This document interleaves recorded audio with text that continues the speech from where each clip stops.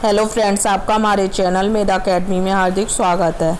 आज हम आपके सामने हिंदी विषय से रिलेटेड चैप्टर 4 में लिखित अभिव्यक्ति की शिक्षण विधियाँ और सुंदर लेखन के गुण के बारे में डिस्कस करेंगे, जो यूपी डीएलएड के सेकंड सेमेस्टर से रिलेटेड है।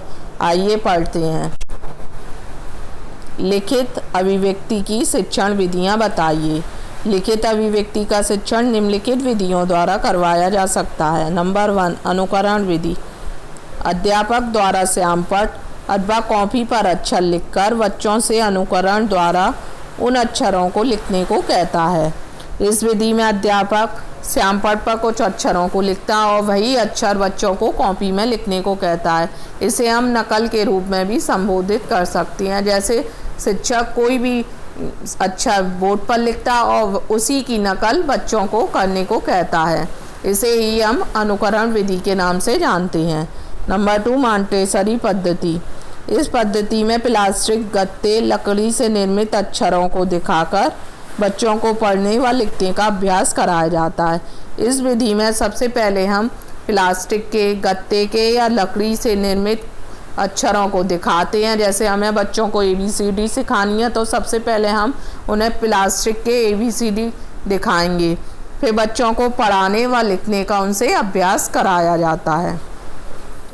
नंबर 3, चित्र विधि।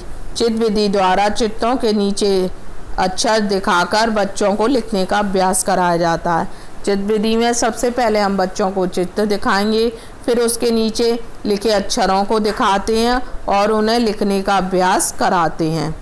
नंबर 4, पढ़ो फिर लिखो विधि। इस विधि में पढ़ने का अभ्यास कराया जाता है, फिर लिखने को कहा जाता है।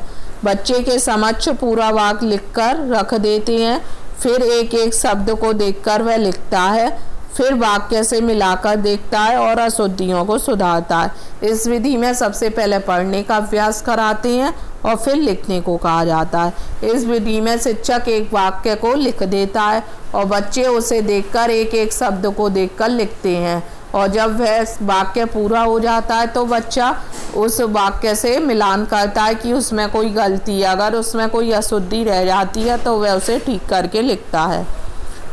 नंबर 5, रचनात्मक विधि।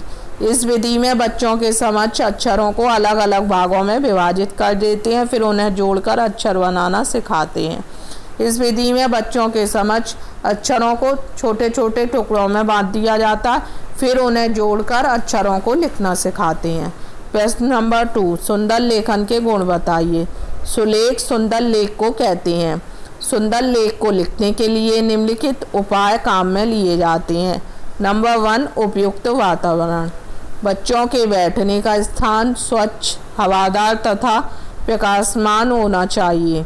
वहाँ शोरगुल बिल्कुल नहीं होना चाहिए।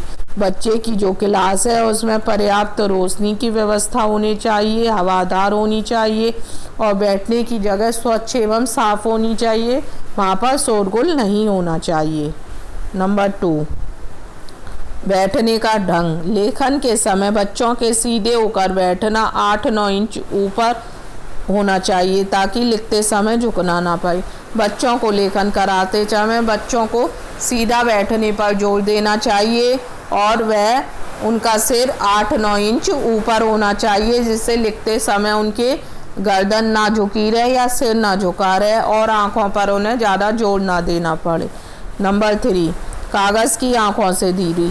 कागज़ और आँखों के बीच 10-12 इंच का फासला होना चाहिए। कागज़ और आँखों के बीच 10-12 इंच की दूरी होनी चाहिए। नंबर 4, कलम पकड़ने की विधि।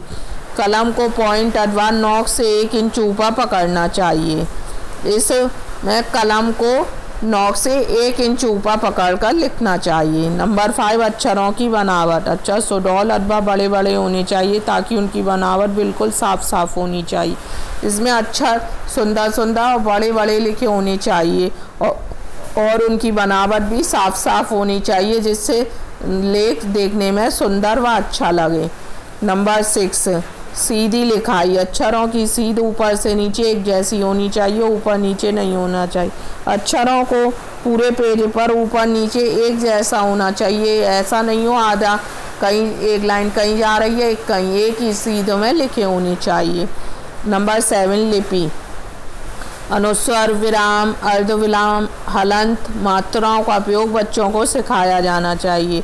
बच्चों को अर्धविराम, पूर्ण विराम और मात्राओं का प्रयोग भी सिखाया जाना चाहिए कि कहाँ पर किस विराम चिन्ह का प्रयोग किया जाना चाहिए। नंबर 8 अभ्यास। लिखने का अभ्यास कराने के लिए बच्चों को प्रेरित किया जाना चाहिए। बच्चों को लिखने का अभ्यास कराए जाने के लिए उन्हें प्रेरित किया जाना चाहिए। अगर आपको हमारा वीडियो पसंद आया हो तो प्लीज़ लाइक कीजिए, चैनल को सब्सक्राइब कीजिए, बेल आइकन को प्रेस कीजिए। धन्यवाद।